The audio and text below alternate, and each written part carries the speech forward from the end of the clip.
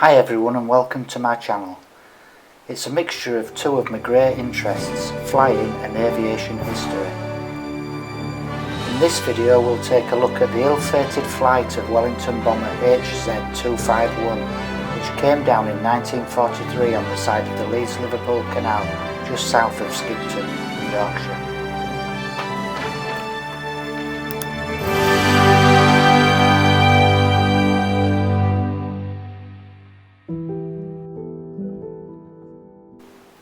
I'm at the side of the Leeds-Liverpool Canal, about a mile or so just south of the lovely town of Skipton.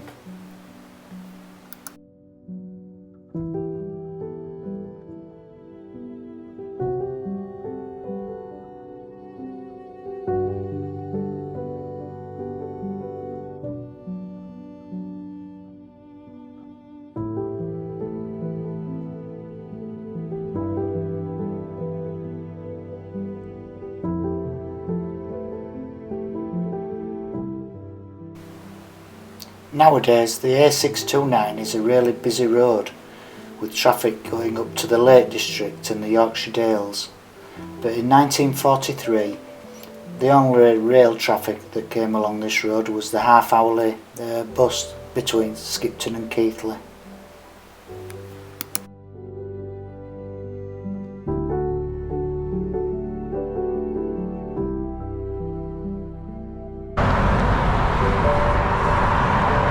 On the 22nd of September, the Wellington had taken off from Silloth up near Cumbria and it had flown over to Skipton on Swale. Now it stayed there overnight, and the following lunchtime it took off and on its way back to Silloth, and for some reason it was over this area. It was probably flying over to the west coast of England to fly back up the coast, to avoid possibly the hills that you can see over in the distance, because we don't know what the weather was like that day, but that's the route it was taking, and for some reason it was over this area. On board the aircraft were 7 Polish airmen: Józef Wolnik, Franciszek Jaston, Szesz Władysław, Bolesław Świeca, Bolesław Ryszel, Jan Sidziuski and Szesz Kawanoki. The village that you can see in the distance is called Cononley, and this road where the vehicle's coming up is called Cononley Lane.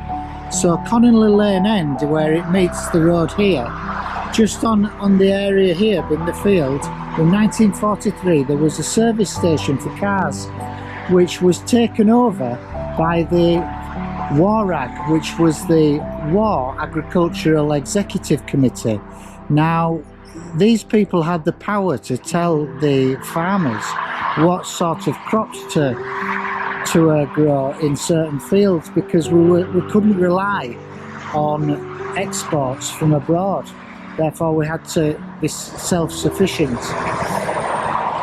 The two lads who witnessed the bomber come down were working for the WARAG. They were fixing tractors, and at lunchtime they heard a mighty roar, looked up, and the aircraft was following the line of the canal northwards, and they actually spotted its wing break off, and the aircraft hit the banking of the canal just round the bend up there and onto the road and exploded. And the explosion caused so much devastation that obviously the road was blocked off, there was an ensuing fire, and when the lads ran along to see the wreckage, in the tops of the trees they could see one of the airmen's legs, with a boot with one of the airmen's legs in it. The Wellington was the first bomber to be sent on a mission during World War II. War was declared at 11:15 on the 3rd of September, and immediately reconnaissance sent a report of German warships leaving the port of Wilhelmshaven. At 5 o'clock that afternoon, an order was sent down to RAF Mildenhall for 12 Wellingtons of 99 Squadron to be made ready. But by 6:30 in the afternoon, only 3 were ready to go. So they took off and they set off towards Wilhelmshaven, but the bad weather and the ensuing darkness made them turn back. So they dropped the bombs in the sea and returned to base. The Wellington bomber, known as the Wimpy by its aircrew because of Wellington Wimpy of the Popeye strip, was made of a construction called geodetic, and its strips of aluminium formed together in crisscross, which was designed by Barnes-Wallis, who also designed the bouncing bomb. Much has been made of the strength of the Wellington bomber, but by 1943 there were a lot of accidents where the wings were just falling off in flight.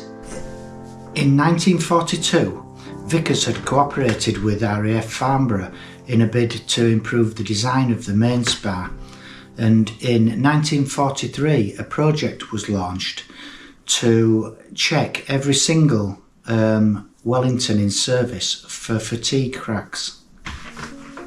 In August 1943, a group of approximately 300 people were stationed at RAF Hemswell, and their job was to check every single Wellington in service. And what this involved was stripping them down and using special optics to examine for fatigue cracks in the wing. And if anything untoward was found, the wing would be scrapped and a brand new wing would be fitted to the Wellington.